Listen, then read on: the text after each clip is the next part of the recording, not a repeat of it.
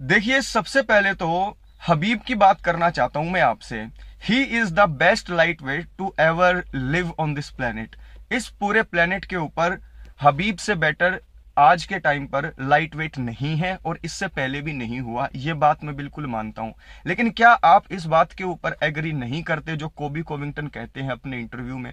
उनका कहना यह होता है कि जो हबीब है वो वेट बुली हैं। वेट बुली का मतलब ये है कि जब वो फाइट कैंप में नहीं होते, अपना नॉर्मल लाइफ जीते हैं, तो उनके अंदर वेट होता है कम से कम 200 पाउंड के करीब। लेकिन जब वो फाइट कैंप के अंदर जाते हैं और फाइट करते हैं तो वो करते हैं 155 में।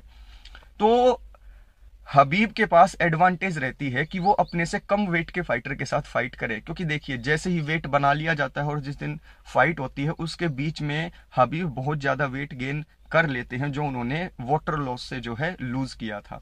ऐसा सभी करते हैं, तो हम सिर्फ हबीब के ऊपर ही उंगली क्यों उठा रहे हैं?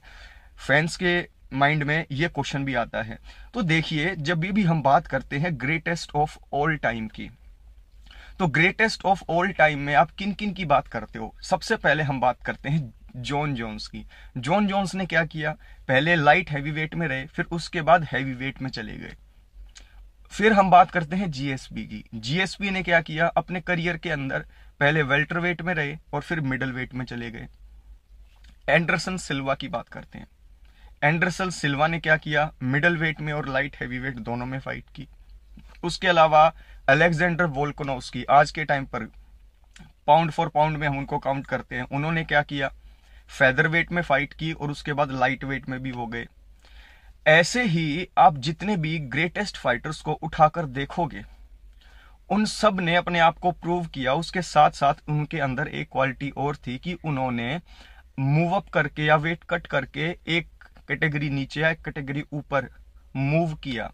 जब भी ग्रेटेस्ट ऑफ ऑल टाइम की हम बात करते हैं तो हबीब जो है हमारी इस कन्वर्जेशन में आते हैं। तो जब हबीब के फैंस और हम सब हबीब को इस कन्वर्जेशन में लेकर आते हैं ग्रेटेस्ट ऑफ ऑल टाइम की, तो हमें इस बात के ऊपर भी डिस्कशन करते हुए बुरा नहीं मानना चाहिए कि जितने भी ग्रेटेस्ट ऑफ ऑल टाइम है वो कोई भी वेट बुली नहीं थे।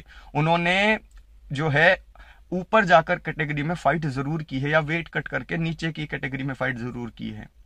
हेनरी सोहुडो को देख लो, 2 कैटेगरी के अंदर फाइट की। तो जितने भी ग्रेटेस्ट ऑफ ऑल टाइम के फाइटर्स के आप जो है लिस्ट बनाओगे, तो उनके अंदर ये कॉमन बात आपको जरूर देखने को मिलेगी। कोबी कोविंगटन का कहना यह है कि हबीब ने अपने पूरे करियर में कभी भी 170 के अंदर जो है फाइट नहीं की। इसलिए नहीं की कि जो उनकी रेसलिंग एडवांटेज थी वो उनसे छिन जाती। तो यहां पर कोबी कोविंगटन के इस बात से मैं कहीं ना कहीं बिल्कुल एग्री करता हूं। और ये जो वीडियो का टाइटल है वाज खबीब ए वेट बुली, तो यहां पर इसका आंसर होगा यस। क्योंकि यहां पर एक बात आप समझो, हबीब को 170 के अंदर अगर फाइट करनी होती तो इसका मतलब ये नहीं होता कि वो हार जाते, बिल्कुल जीतते। लेकिन उन्होंने वो ये अपनी पूरे फाइट करियर में रिस्क लिया ही नहीं। तो जब भी ग्रेटेस्ट ऑफ ऑल टाइम की जो है डिस्कशन आती है उसमें हबीब का नाम जरूर आता है, लेकिन टॉप पर नहीं आता। और उसका रीजन यही है कि भाई आपको 2 डिवीजन के अंदर मूव अप करना पड़ेगा। अब ये कमी पूरी कर सकते हैं इस्लाम मखाचेव। इस्लाम मखाचेव के पास पूरा चांस है कि वो 155 के अंदर जो है चार्ल्स ओलिवेरा के खिलाफ इसको डिफेंड करे, एक टाइटल डिफेंस और कर लें, और उसके बाद जो है 170 के अंदर जाकर फाइट करें। तो हबीब से आगे निकल सकते हैं इस्लाम मखाचेव लेगेसी के मामले में, लाइट वेट डिवीजन में। यह बात आप हमेशा याद रखें। आज के टाइम पर और आज से पहले greatest of all time in light weight division Habib ही हैं। लेकिन अगर इस्लाम मखाचेव जो हैं मूव अप करके टाइटल जीत लेते हैं तो यहां पर आगे निकल जाएंगे इस्लाम मखाचेव। तो आप मुझे बताइए, कहीं ना कहीं क्या इस चीज को लेकर हबीब कंसर्न नहीं थे कि नहीं मुझे 155 के अंदर ही रहना है, 170 में नहीं जाना है? ठीक है, ऑनेस्टली आंसर देना, कमेंट करना, और जरूर लिखना वाज ही द वेट बुली और नॉट।